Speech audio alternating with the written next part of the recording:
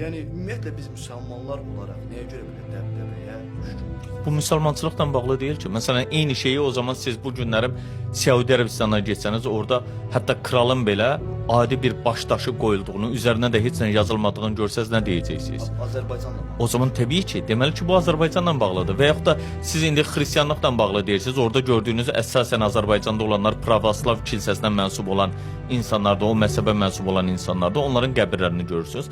Amma Cənubi Amerikaya getdiyiniz zaman elə qəbirlər görərsiniz ki, bizimkilər onların yanında toya getməli olar. Yəni bu sadəcə olaraq insanların özlərini sanki vəfat edən yaxınlarına daha yaxın olduğunu göstərmək üçün ortaya atdıqları bir məsələdir. Mən də adam tanıyırdım ki, qəbir daşı 300 mindən çox pul xərcləyir, dollardan gedir söhbət. Amma bu 300 min dollardan təsəvvür edin, nə qədər tələbəni oxutmaq olar, nə qədər insanı yetişdirmək olar, nə qədər insanın startapına köməklik eləmək olar, nə qədər insanın deyək ki, gələcəyə qoyacağı sərmayəyə dəstək vermək olar. Yəni bunlar bunu fikirləşirmi? Xeyr, fikirləşmirlər. Düşünmürlər. Bax, problem buradan qaynaqlanır.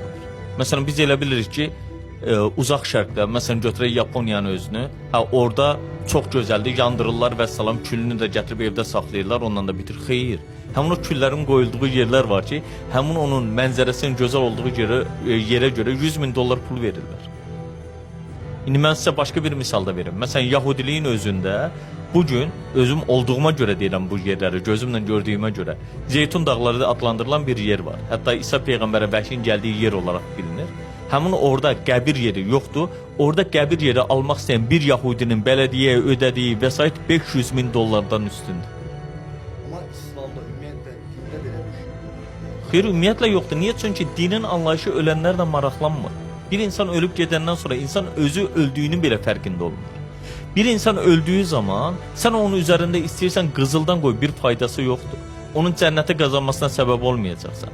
Bir insan bütün işlərini, əməllərini yaşadığı dövrdə etdiyi əməlləri ilə qazanır dostum.